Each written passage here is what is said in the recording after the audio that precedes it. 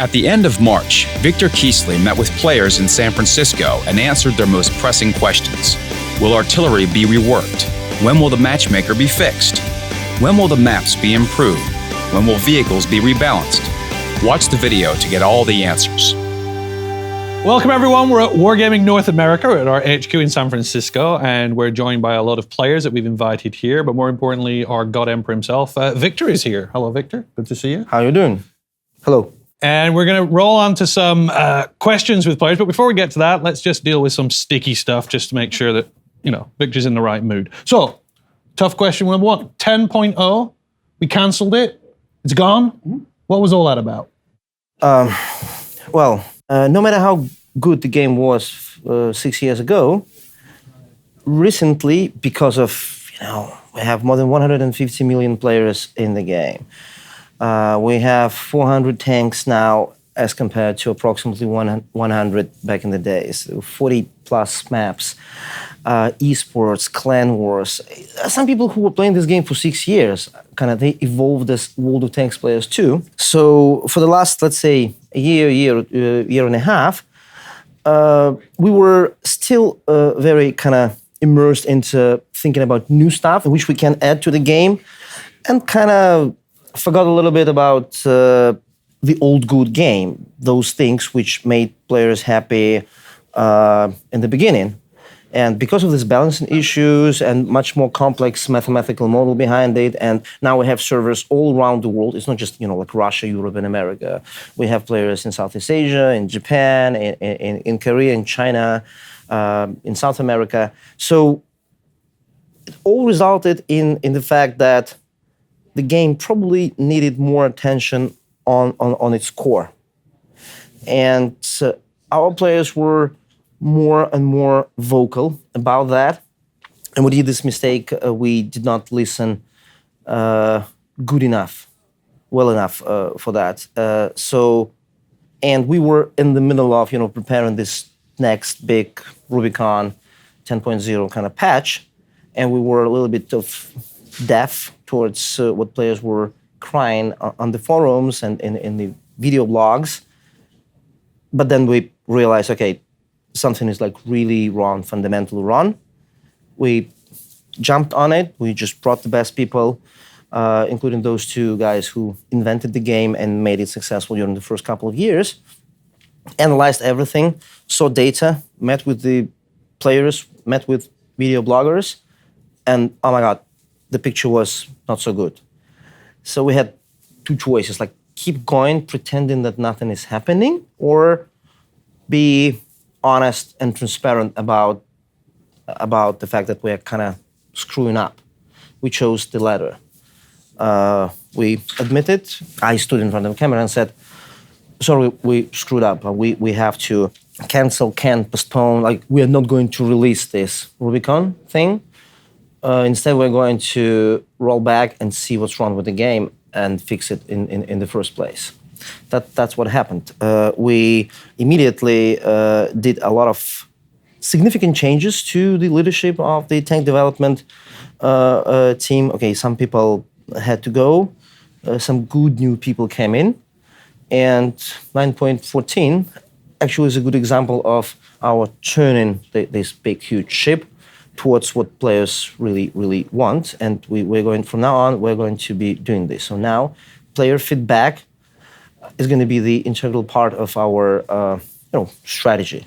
Yeah, we were saying this before. Every company says, we listen to our players, but it takes special procedures, special attention, time, people, like we're doing now, to actually be listening to the players and then following up and just actually doing what they're asking.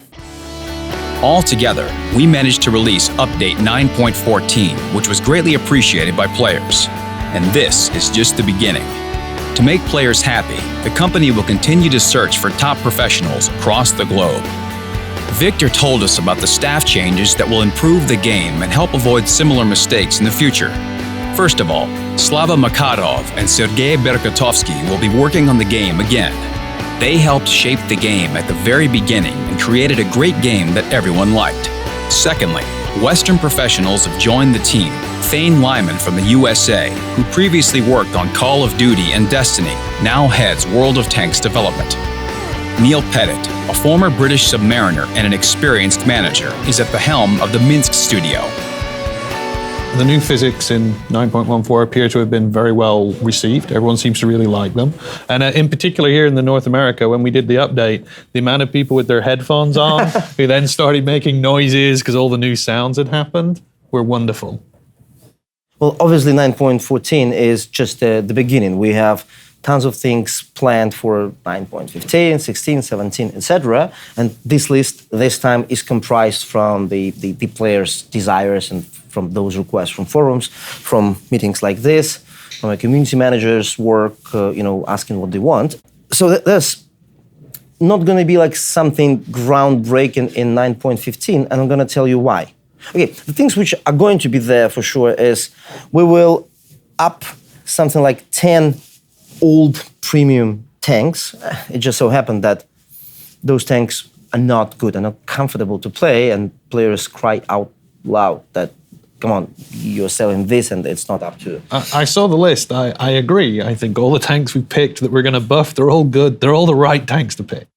Besides this, the Rampage mode will be gone for good in the next update. However, some of the mode's mechanics can reappear in the game in the future. The biggest thing which we have to do before we think about anything else big is the rebalance. And it's going to be a huge project. It's actually going now. So let me please explain you how and what we will do. Obviously, now we have 400 tanks, more than 40 maps, players who are playing for 6 years, etc., etc., etc. And the methodology we were using for balance, for matchmaking, for premium tanks, kind of is a little bit dated from 2011 and 12 when we were launching the game. Victor stressed that the full-scale rebalancing will help take the game to the next level. It is essential to diversify the game and ensure that gameplay is different and unique for each vehicle type and nation.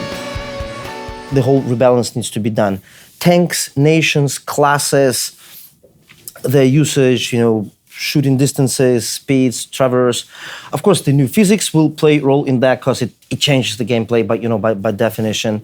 We were under misconception before that, okay, if players don't like matchmaking, we just fix matchmaking. Okay, they don't like this or that map, let's take them out. Etc. So that's why, for our brand Rebalance, we will take some extra time to make sure we analyze everything, understood everything, and make those changes, nicely so that they don't break the whole system. No, I'm really looking forward to it. Mort, what's your question? I hate Artie.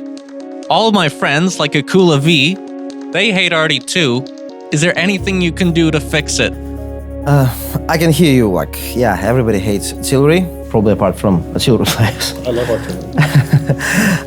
But like in this biological ecosystem, there is no way we can just cut it out and everything is good.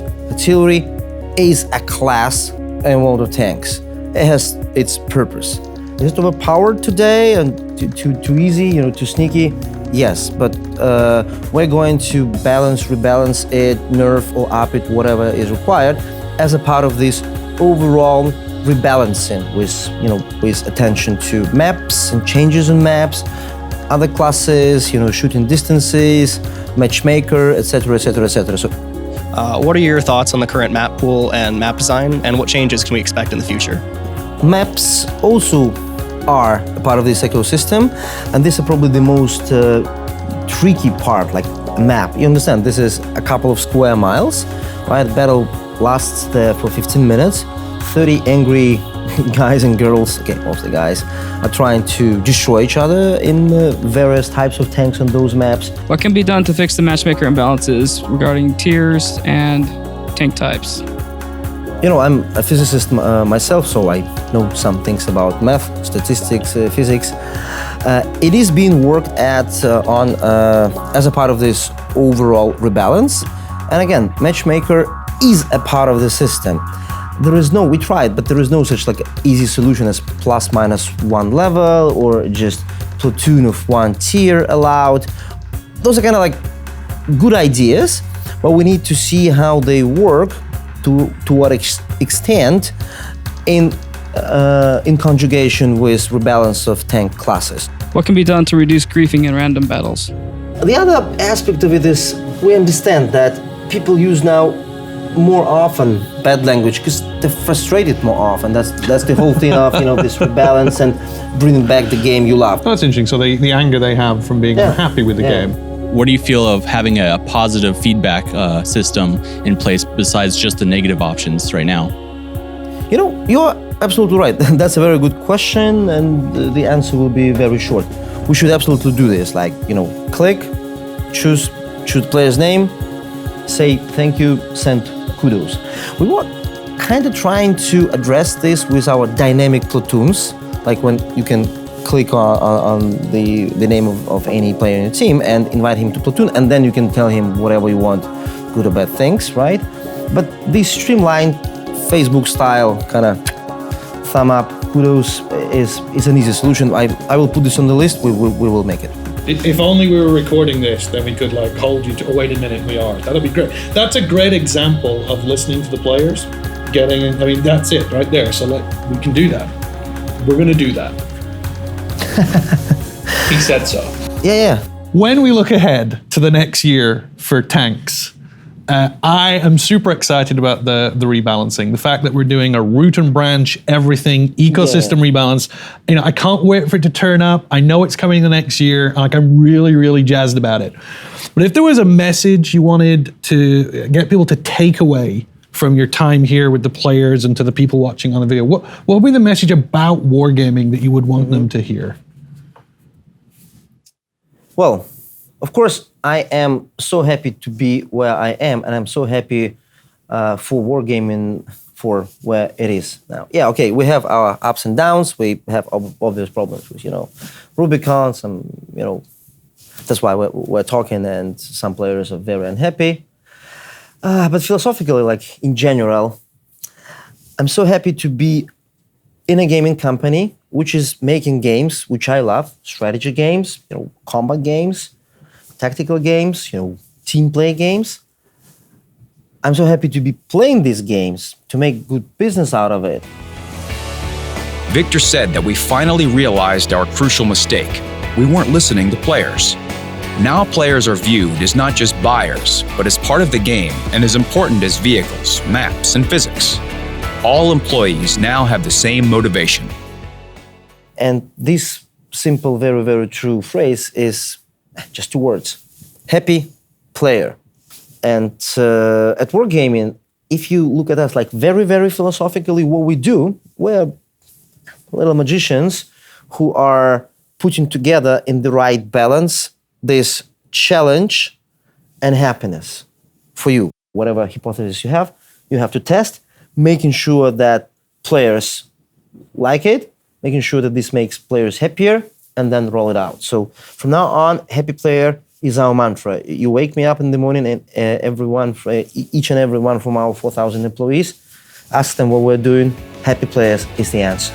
It's a fantastic answer. It's the end of our time. Thank you to the people who managed to get to our studio. Thank you to people who were able to watch the video. Thank you to Victor to be here. It's been great to have you here. Thank you very much. Happy players. That's wargaming. Thank you.